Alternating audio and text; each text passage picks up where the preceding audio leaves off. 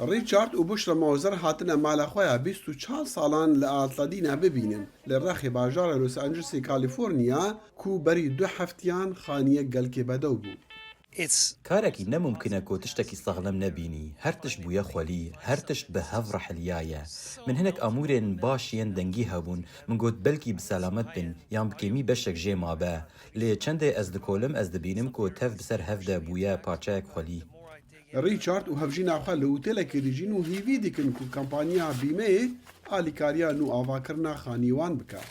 We are now just living in. Agirni gisht malahoze velaskias yalla altidina. We umalbata khoe bizavek jbo gihandna alikarian je khelki taga khoere rek khistne. We got de 12 rojande betri 400 khoe bekhish hatne jbo alikariye.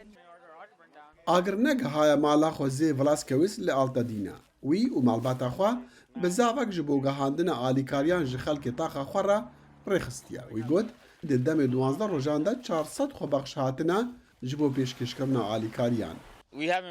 ما قالك آلي كاريا حكومتي نديتيا خلك جواكت متين بو آلي كاريا هفدكن شارع دار سردانا ما نكريا ام هزدكن كو ام بتني مانا کرن باس سروکا شارداریا لس آنجلس سردانا چند دوران لپسیفیک پالاسیس کریا. وی ویدیوک لسر انستغرام خوا وشان دید بیجا امی هر کارکی جی دست ما بی بکنج بو واگراندنا خلکی وی دوری.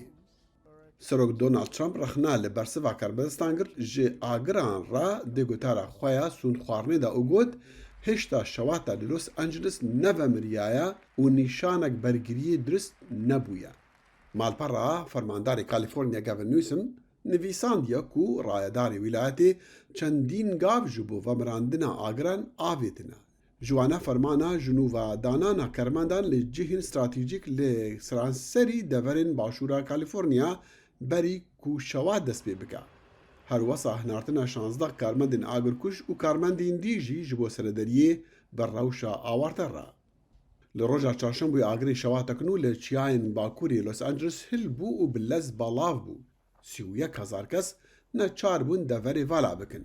رنگا پشتی سردانا سروک دونالد ترامپ جبو باشور کالیفورنیا باران ببارن و آگران فمرینن لی ترسا حرینا آخا جهری جه آگران چی بوی هیا.